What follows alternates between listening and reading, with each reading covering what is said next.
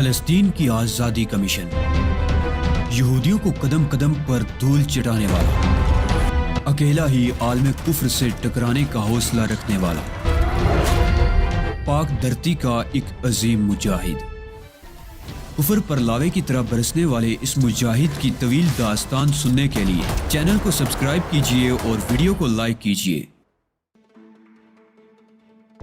میں اذیت گاہ کے دروازے پر باربن وائکو کے قدموں کی آہٹ کا منتظر تھا اور مجھے زیادہ انتظار نہیں کرنا پڑا۔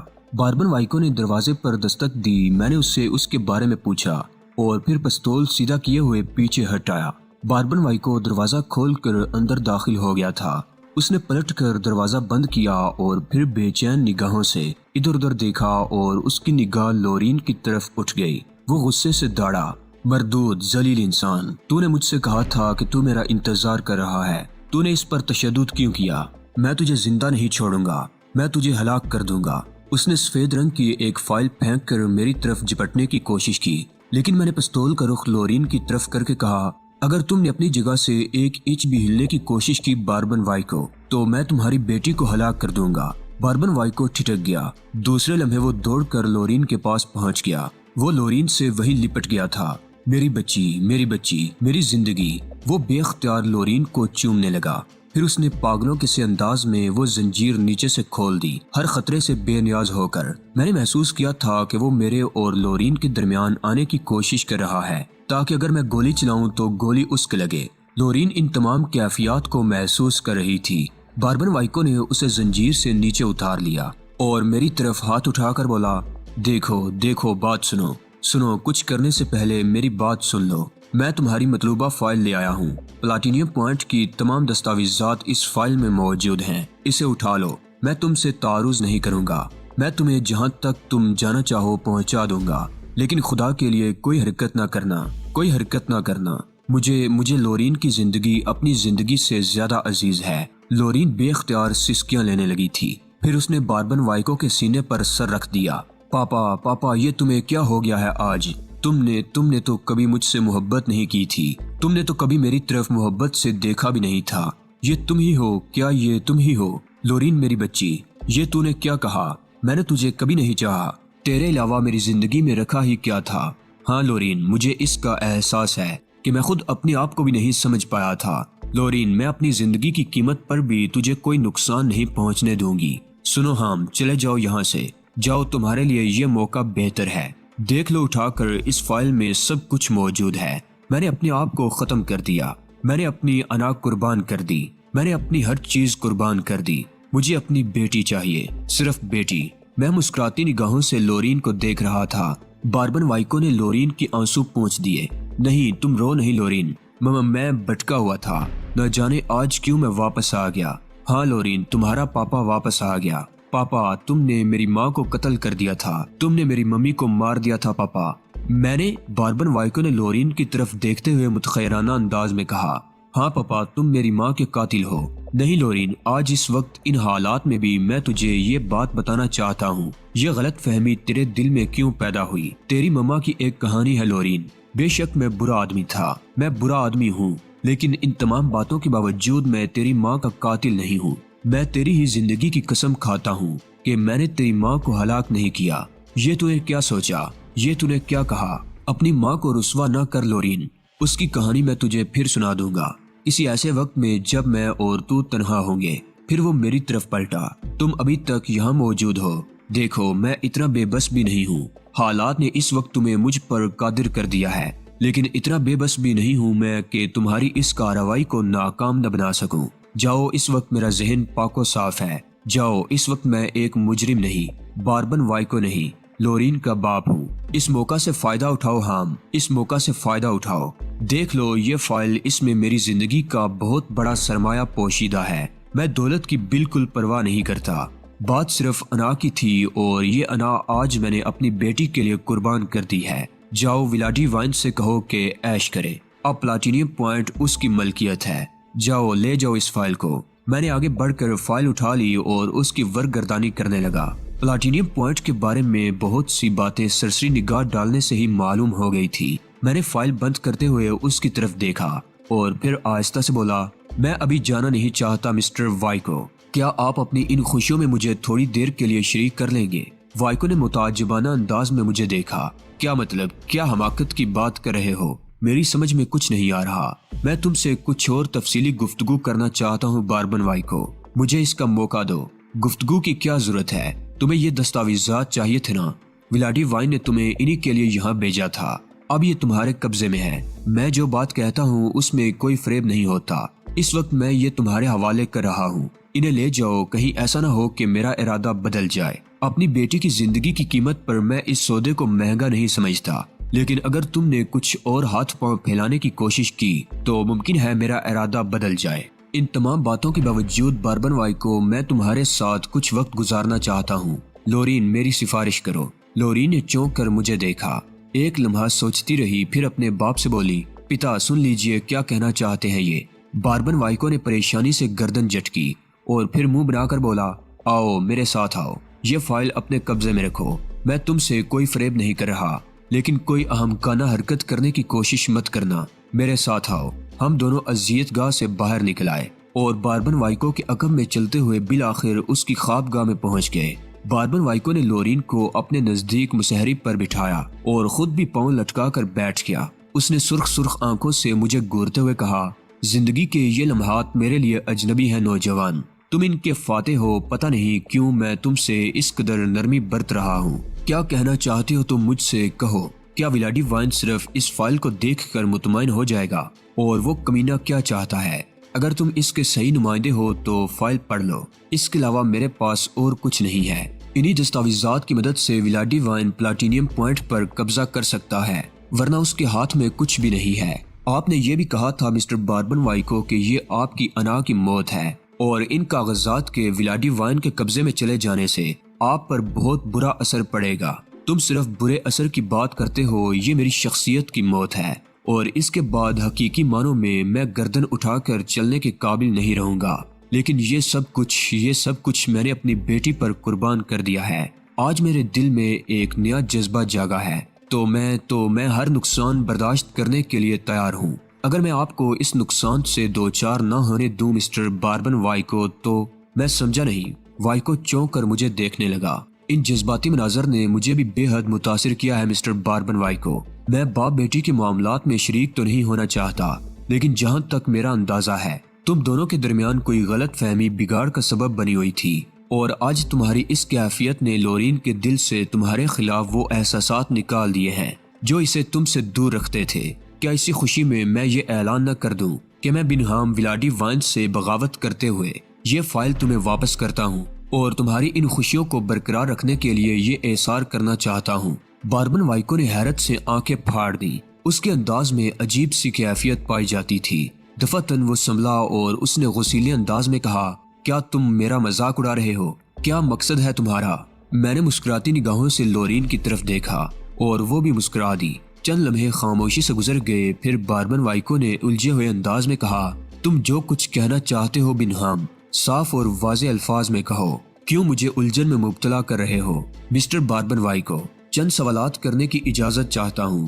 بلا شبہ یہ موقع ان کے لیے مناسب نہیں ہے، لیکن میری مجبوریاں بھی ذہن میں رکھیں۔ کیا صرف پلاٹینیم پوائنٹس کا معاملہ آپ کے لیے اس قدر اہمیت رکھتا ہے کہ آپ اس میں ناکام ہو کر اپنی شخصیت کو مردہ تصور کریں، یا دوسرے ایسے معاملات بھی آپ کے لیے اہمیت رکھتے ہیں؟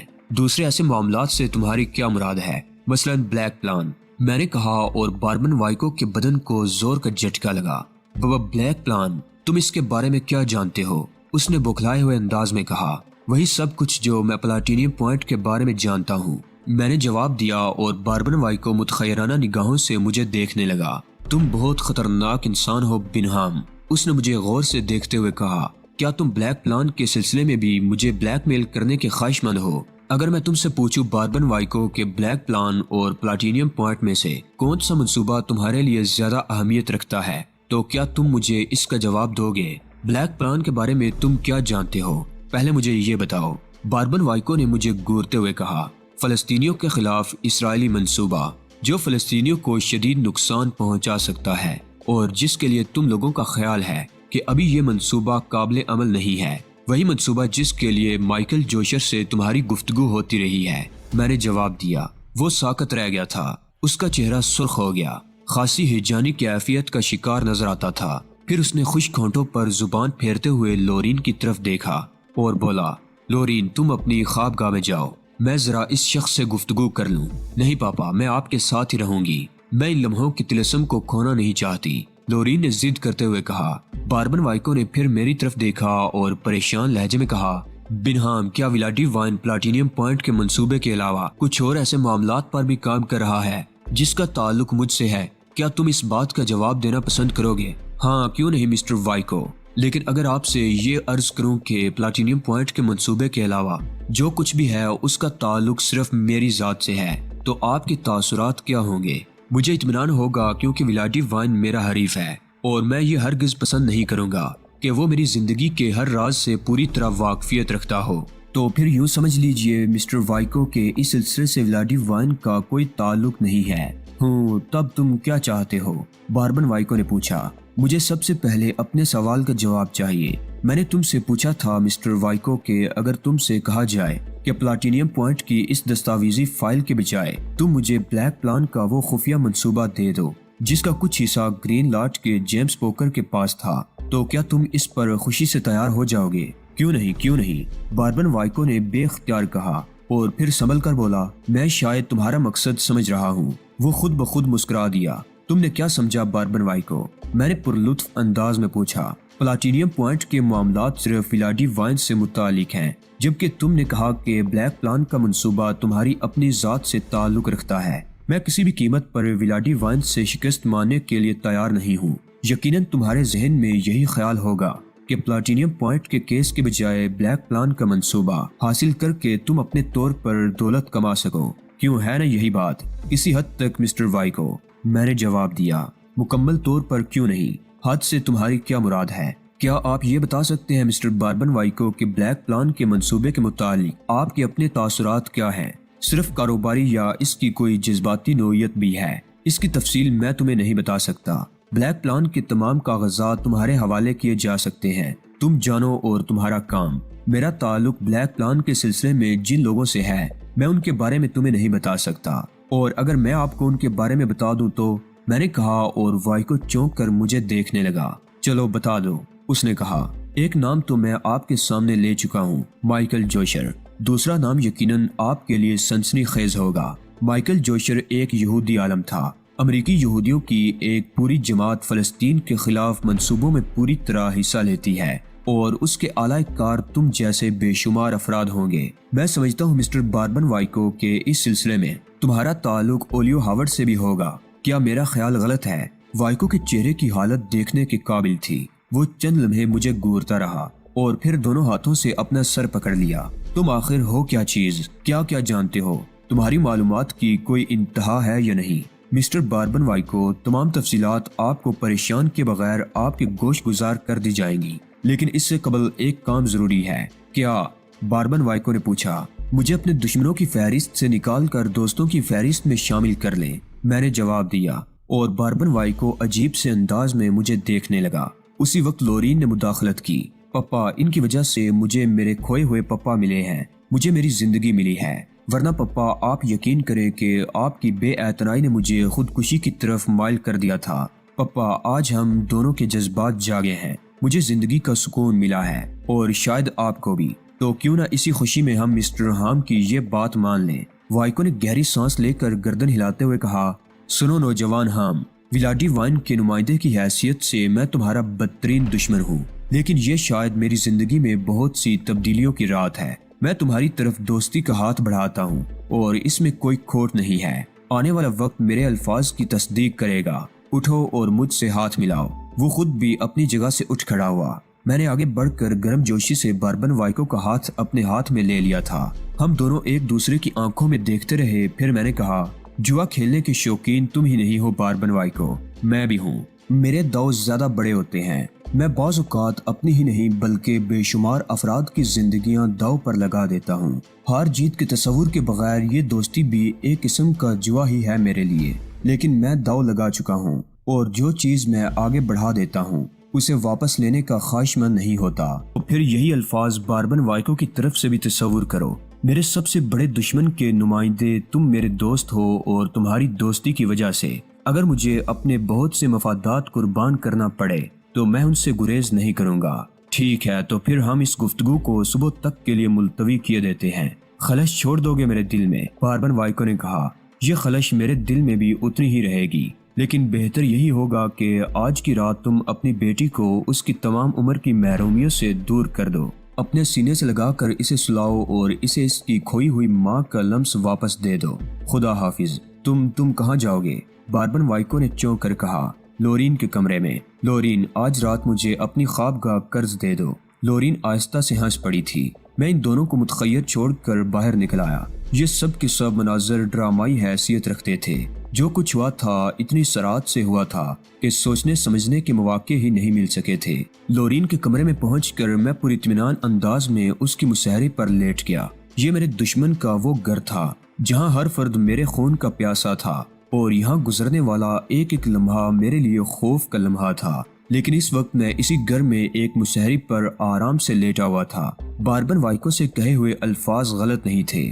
بلا شبہ یہ ایک بہت بڑا جوا تھا، بہت بڑا داؤ تھا۔ لوسیا کیلس اور اس کے بعد پروفیسر فیڈرک، پھر لورین وائکو، یہ سارے کھیل جوا ہی تھے میرے لیے۔ تنہا ذات تھی میری جو ان تمام مقاصد کے پیچھے سرگرم عمل تھی۔ اس وقت تو تہذیب کا سہارا بھی نہیں تھا۔ میں نے اس دوران تہذیب کے تصور کو اپنے ذہن میں جگہ نہیں دی تھی، کیونکہ یہ تصور ازم سے بزم کی جانب لے جاتا تھا۔ اس تصور سے محبت کی لطافتیں منسلک تھی، اور اس کرخت ماحول میں ان لطافتوں کا متحمل نہیں ہو سکتا تھا۔ لیکن اب یوں محسوس ہو رہا تھا جیسے اپنے مشن کے سب سے اہم مرحلے سے فارغ ہو چکا ہوں، اور یہ لمحے میرے لیے فرصت کے لمحات ہیں۔ اس ماحول میں اپنے آپ کو فرصت کے ماحول میں سمجھنا بھی جوئے کا ایک داؤ ہی تھا۔ تہذیب کی میٹھی یادیں دل میں در آئیں، اور چشم تصور سے میں نے اسے اپنے گھر میں دیکھا۔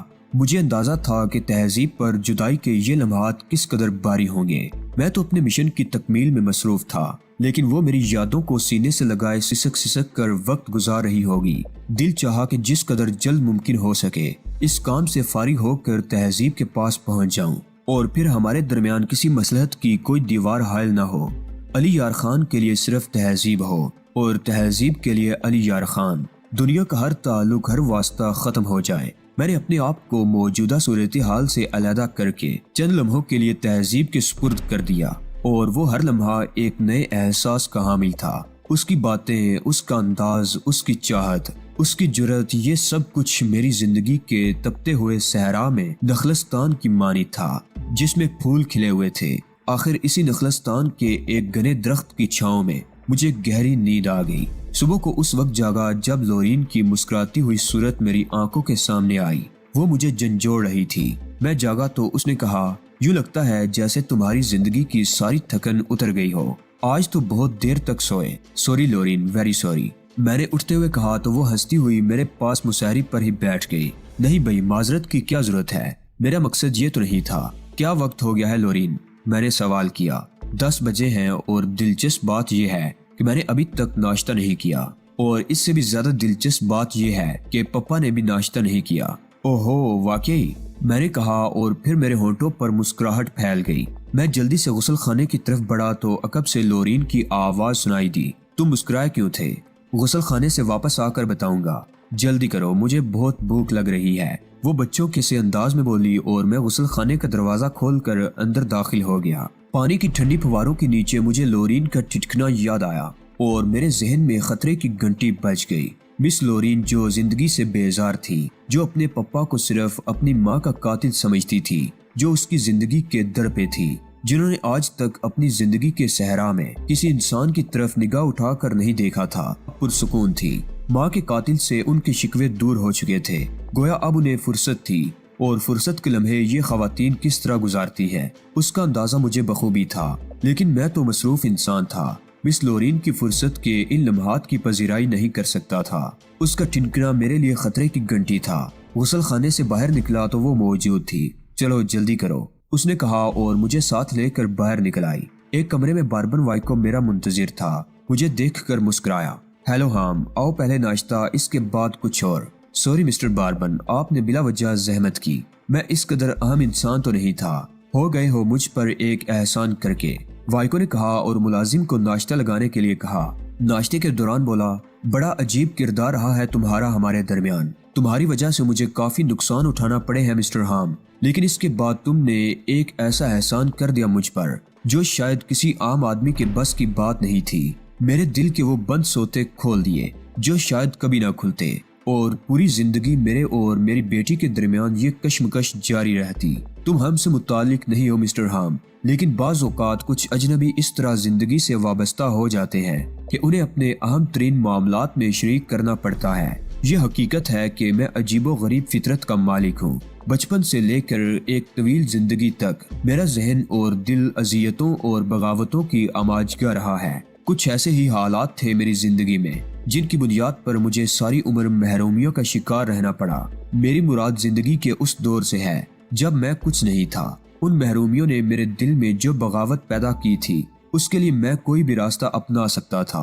لورین کی ماں سے شادی بھی اسی بغاوت کا ایک حصہ تھا، اور یہ حقیقت ہے کہ اس کے ذریعے میں نے جو حاصل کیا وہ یہ سوچ کر نہیں کیا کہ یہ کسی کا اعصار یا کسی کی دین ہے۔ میں نے اسے اپنی چالاکی کا نتیجہ ہی سمجھا اور اس انداز میں اپنی بیوی سے متاثر نہ ہو سکا جس طرح ہونا چاہیے تھا۔ میں ان عوامل کا ذکر نہیں کروں گا جن کے تحت میری بیوی موت سے ہمکنار ہوئی، لیکن لورین اب سب کچھ جان چکی ہے۔ لورین کے اور میرے درمیان کوئی دیوار نہیں ہے۔ وہ میری اولاد تھی، لیکن میری فطرت نے مجھے باپ کی وہ تمام ذمہ داریاں نہ سمجھنے دی جن سے اولاد مطمئن ہوتی ہے۔ میرے اپنے حالات، میرے اپنے وسائل اب اس قدر تھے کہ میں سوچتا تھا کہ میری بیٹی کے لیے سب کچھ موجود ہے اور وہ مطمئن ہوگی۔ میں نے کبھی اس بات کا بغور جائزہ نہیں لیا کہ لورین کی ذہنی کیفیت کیا ہے۔ اپنی دانست میں میں نے اسے مطمئن سمجھا کیونکہ میری مصروفیات مجھے اس کے تجزیے کا موقع نہیں دیتی تھی۔ اور پھر تم نے ہم باپ بیٹی کے درمیان وہ عجیب سمجھوتا کرایا جو شاید دوسرے حالات میں ممکن نہیں تھا، اور یہ سمجھوتا اگر نہ ہوتا تو شاید کوئی بڑا حادثہ بھی ہو سکتا تھا۔ پھر کیوں نہ میں تمہیں اپنا محسن کہوں۔ جو غلطی میں کرتا رہا تھا اس کی نشاندہی ایک ایسے شخص نے کی جس سے میرا دشمنی کا رشتہ تھا۔ اب تم سمجھ گئے ہوگے کہ میں نے تمہیں اپنا محسن کیوں کہا۔ مجھے مسرت ہے باربن وائکو کہ میری ایک چھوٹی سی کوشش دو انسانوں کے لیے سود مند ہوئی، اور میں بھی ایک پرمسرت اعلان کرنا چاہتی ہوں۔ لورین نے مسکراتے ہوئے کہا۔ کیا؟ باربن وائکو نے پوچھا۔ وہ یہ کہ اب ہم اپنے محسن کو کہیں نہیں جانے دیں گے، خواہ کچھ بھی ہو۔ مسٹر ہام کی جو بھی ضروریات ہوں گی وہ یہیں پوری ہوں گی، اور انہیں اپنے پرانے دوستوں کو چھوڑنا پڑے گا۔ میں نے ٹھنڈی سانس لے کر باربن وائکو کو دیکھا۔ باربن وائکو مسکرا رہا تھا، پھر اس نے کہا، نہیں، ہم جیسے لوگوں کو ہم ان کی ضروریات پوری کرنے کا حوالہ دے کر اپنا پابند نہیں کر سکتے۔ اس کے لیے ہمیں ہم سے تعاون کرنا پڑے گا جس کے وہ خواہش مند ہیں۔ تم یہ ذمہ داری مجھ پر چھوڑ دو، پھر تم دیکھو کہ تھوڑے ہی عرصے کے بعد مسٹر ہام ہمارے بہترین دوستوں اور ساتھیوں میں شامل ہوں گے۔ میں نے دل ہی دل میں اطمینان کی گہری سانس لی۔ کم از کم فوری طور پر ایک خطرہ تو ٹل گیا تھا، باقی معاملات تو یہاں سے نکلنے کے بعد دیکھ لیے جائیں گے۔ ناشتے کے بعد باربن وائکو نے اپنی بیٹی سے اجازت لی کہ وہ ہم دونوں کو ضروری امور پر گفتگو کرنے کا موقع دے، اور لورین گھڑی میں وقت دیکھ کر بولی، میں آپ کو زیادہ سے زیادہ 2 گھنٹے دے سکتی ہوں۔ 2 گھنٹے کے بعد مسٹر ہام کو میرے حوالے کر دیجیے گا۔ باربن وائکو نے مسکراتے ہوئے گردن ہلا دی تھی۔ اس کے بعد وہ مجھے ساتھ لیے ہوئے ایک اور کمرے میں پہنچ گیا جس میں اس سے قبل میں نہیں آیا تھا۔ نہایت آرام دہ اور پرتکلف کمرہ تھا۔ مجھے ایک صوفے پر بیٹھنے کا اشارہ کر کے وہ بولا، ذہن بہت سی الجھنوں کا شکار ہے اور اس کا سبب تم ہو۔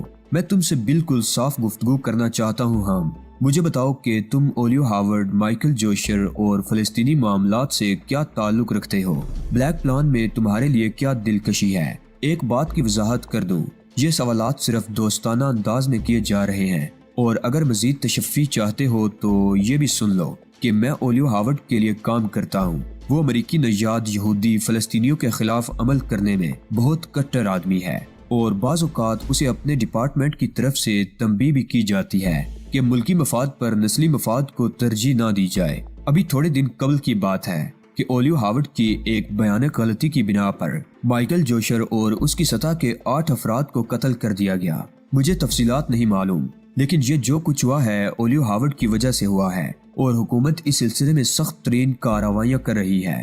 حکومت کا خیال ہے کہ اولیو ہاورڈ نسلی بنیاد پر امریکی حکومت کے مفادات کو قربان کر رہا ہے۔